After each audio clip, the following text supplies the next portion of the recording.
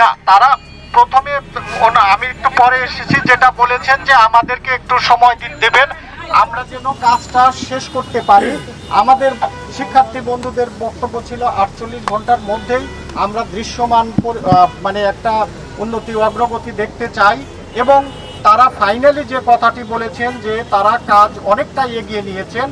তাদের তদন্তের স্বার্থে তারা অনেক কিছুই হয়তো ডিসক্লোজ করতে চাননি। তারা আশাবাদী 48 ঘন্টার মধ্যেই তারা অগ্রগতি জানাতে পারবেন।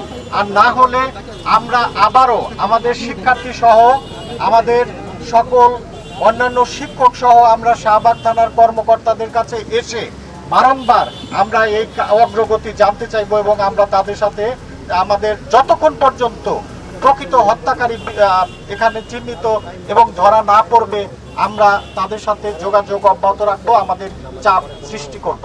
তাহলে কি আলোচনা সন্তোষজনক? আলোচনা সন্তোষজনক হয়েছে। আমি একটু বলি, আসলে আমার আলোচনা আমি আমরা আলোচনা যেটা দেখেছি এইটা আসলে আলোচনাটা সন্তোষজনক, কিন্তু অগ্রগতিটা ওনারা যেহেতু বলতে পারেন নাই, এই অগ্রগতিটা আমরা এখনো মনে করি যে সন্তোষজনক নয়।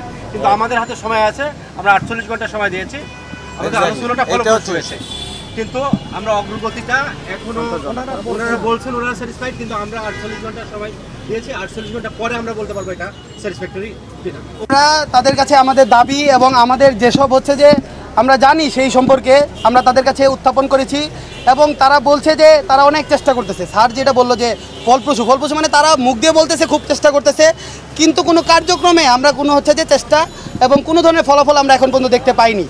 এবং যে দুজনকে ধরা হয়েছে, 3 জনকে সে শুরুতেই তাদেরকে ধরা হয়েছে, একদম শুরুতে। এরপরে এতক্ষণ পেরিয়ে যাওয়ার পরেও কাউকে গ্রেপ্তার করা হয়নি, মূল আসামিকে গ্রেপ্তার করা হয়নি।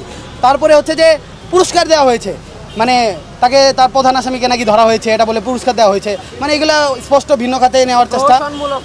তো আমরা আমাদের দাবিগুলো জানিয়েছি এবং বলেছি আমরা নিজেরাও, আমরা শিক্ষার্থীরা জীবনের রিস্ক নিয়ে এরপরে আমরা এখানে তদন্ত করতে গিয়েছি। তারা পুলিশ ফোর্স পাঠায়নি কেন, তারা দুঃখ প্রকাশ করেছে যে না পাঠানোর জন্য। তারা চেষ্টা করতেছে, তাদের বললাম সিসিটিভি ফুটেজ সাংবাদিক এবং সকলের সামনে উন্মুক্ত করতে হবে। তারা বলল যে গোপনীয়তার স্বার্থে তারা এটা করতে পারবে না, কিন্তু অবশ্যই যে খুনি তাকে আমরা আইডেন্টিফাই করে তারপরে আমরা সন্তুষ্ট হবো। এর আগে আমরা কখনো সন্তুষ্ট হবো না। যাকে তাকে ধরে 12 জন পূরণ করলে আমরা সেটা মেনে নেব না। আসল যে 12 জন, আসল যে স্টেপ করে হত্যা করেছে তাকে গ্রেপ্তার করতে হবে, না হলে আমরা আমাদের আন্দোলন চালিয়ে যাব। এবং আমাদের কর্মসূচি, পরবর্তী কর্মসূচি আমি ঘোষণা করছি রবিবার সকালে। আমরা আমাদের সময় আমরা আলোচনা করে আবার পরে জানাবো। রবিবার সকালে আমরা 48 ঘন্টা শেষ হবে, এবং এই 48 ঘন্টার মধ্যে যদি কোনো দৃশ্যমান পদক্ষেপ, যে স্টেপ করে হত্যা করেছে তাকে যদি গ্রেপ্তার করা না হয়, তবে আমরা শাহবাগ থানায় আবার অবস্থান নিব। এবং যদি দেখি সেই অবস্থানে কোনো কার্যকর হচ্ছে না, তাদের মাথা ব্যথা হচ্ছে না, তবে এরপরে এর চেয়ে বড় জায়গায়, এর চেয়ে বড় প্রতিষ্ঠানে আমরা হচ্ছে যে অবস্থান কর্মসূচি এবং কঠোর অবস্থান কর্মসূচি নিব।